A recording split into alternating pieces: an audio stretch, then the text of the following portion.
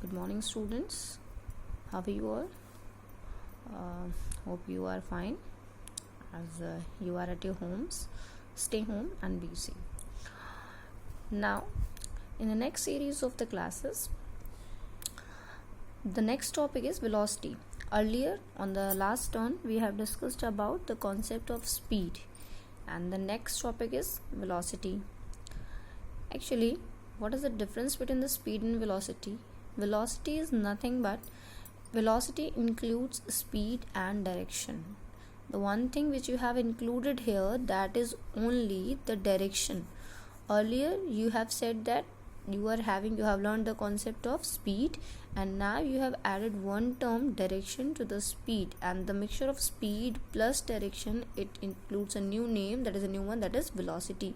So what is velocity? Velocity includes speed and direction.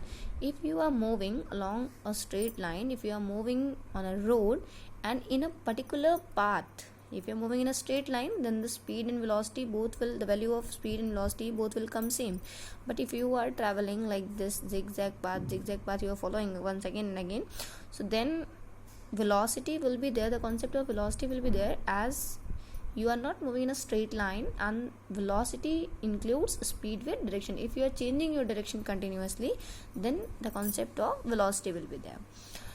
Now, so what's the velocity? We are going to define it. Speed of an object in a particular direction is named as velocity. That is, it is the displacement of a body in unit time interval. As you have said that you have studied about the concept of distance and displacement.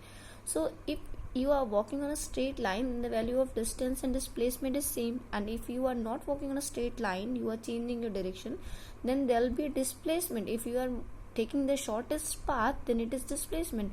So similarly, this concept of speed comes from distance and speed of velocity comes from displacement, because velocity includes direction and the direction is related with displacement. So velocity is equals to displacement upon time taken. What's velocity? Once again, velocity includes speed and direction.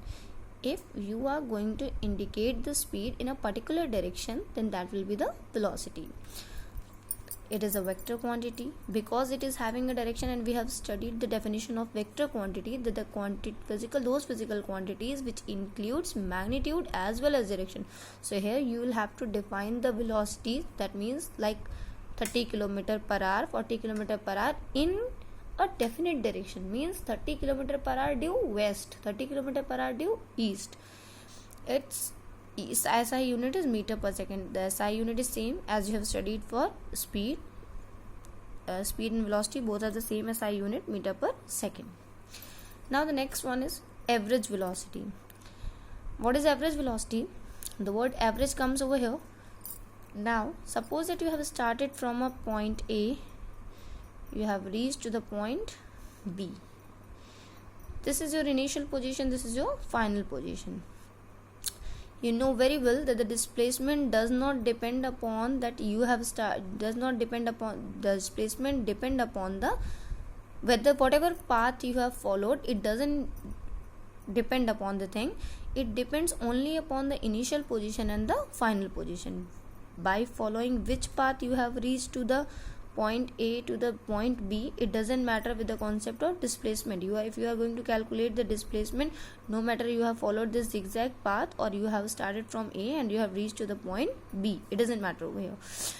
So whenever you have started with for the concept of average velocity, there are two things. That the main thing which you have to keep in your mind, that what is your initial position, and the second thing which is your final position. Suppose that you have started with a speed of 40 km per hour and at last you have reached over here with a 50 km per hour.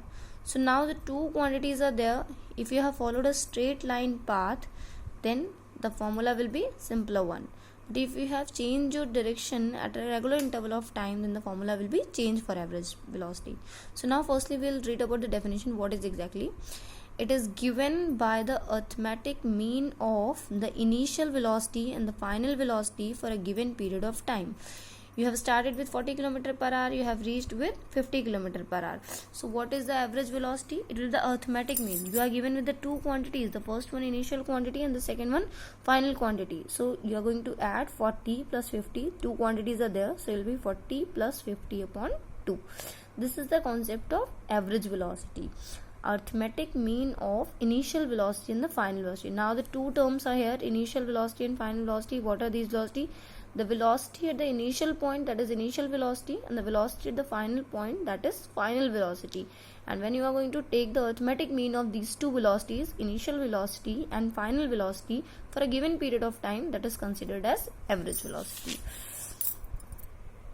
What's the formula will be here? The average velocity is equals to initial velocity plus final velocity upon 2. If u be the initial velocity, we have taken the convention for initial velocity u, and we have taken the convention for final velocity to be v. So if u be the initial velocity and v be the final velocity, then average velocity we have indicated with a dot p dot, means average velocity, that will be equals to initial velocity u plus final velocity v divided by 2. Arithmetic mean we have taken. Arithmetic means the quantity. If you have to take the arithmetic mean of three numbers, suppose that a, b and c, then b is equals to a plus c by 2. So similarly here, average velocity is equals to initial velocity plus final velocity upon 2. To make the things very much clear to you all, I am going to take two numericals over here. The first numerical problem is, a man walks 7 km east in 2 hours and then 2.5 km west in 1 hour. What is the man's average velocity for the whole journey? After reading the numerical problem, have you reminded something? Yes, you must remember thing. You must remember the concepts which you have learned earlier. The problem is same as we have taken on the last turn. A man walks 7 km east in 2 hours. The same numerical problem we have taken for solving the average speed. And today I am here with the same numerical problem to solve the concept of average velocity. Now, what's the difference between that? A man walks 7 km east in 2 hours. We have started from point A and I have reached to the point, and the person reached to the point B by traveling a distance of 7 kilometers, and then 2.5 km west in 1 hour. Then he has reached to the point B, and now when he will move towards west, that means he will return from the path B towards the point A, and in moving from point B to the point A, there is an intermediate point C. When he will cover the distance 2.5 km from there will be intermediate position C, and that will be 2.5 kilometers far away from B. So that means distance between B and C is 2.5 kilometers. So now, what is the man's average velocity for the whole journey? You have studied the concept of average velocity, initial velocity plus final velocity upon 2. But students, there is a slight change over here. When we are walking on a straight line path, then we are not going to use that formula initial velocity plus final velocity. We will simply use the formula that average velocity is equals to total displacement upon total time taken. What is the formula? Total displacement upon total time taken. So here how we are going to do it? A to B 7 km and from B to C 2.5 km. So what is the displacement over here? The displacement is the shortest path between the initial position and the final position. So here it doesn't matter we have reached firstly to the point B and then return to the C. The concept is that for displacement we will take the displacement AC. So displacement AC, how will we calculate AC? AC is equals to AB minus BC. If we will remove BC, this portion BC from AB, we are having only AC. AB 7 minus BC 2.5. So here we are having displacement AC is equals to 4.5 kilometers. Now what's the total time taken over here? Total time taken 2 plus 1 is equals to 3 hours. So average velocity is equals to total displacement upon total time taken. Now substitute over here. Total displacement. How much displacement you are having? 4.5, and the total time taken is 3 hours. So 4.5 divided by 3, you are having 1.5 km per hour. Moving onwards, I am here with a numerical that is from your reference book, and it is quite interesting one. a car moving at a speed of 50 km per hour returns with a speed of 40 km per hour. What is the average speed? Here they are not giving you the time exactly. They are only giving you that the person starts from point A, reaches to a point B, and then returns. They have given you the moving speed and they have given you the returning speed. So let us suppose that a car starts from point A and reaches to the point B. Let us suppose that AB is equals to x kilometer. You can take anything. Then in first case, when you are moving from A to B, when the car is moving from A to B, here in this case, applying the formula, speed is equals to distance upon time. So what is the speed given to you? A car moving at a speed of 40 km per hour. For in the initial case, it is moving with 50 km per hour. So we have substituted the value of speed 50. Distance we have supposed x kilometer, and let us suppose that t1 time it will take, because it is very obvious if it is traveling with 50 km per hour and again it is moving with 40 km per hour. So in both the cases the time taken will be different. It will take lesser time as compared to this one. It is obvious from here. So we have taken t1. Now by cross multiplication, here you can see that by cross multiplication method we are having t1 is equals to x upon 50. Let it to be equation number 1.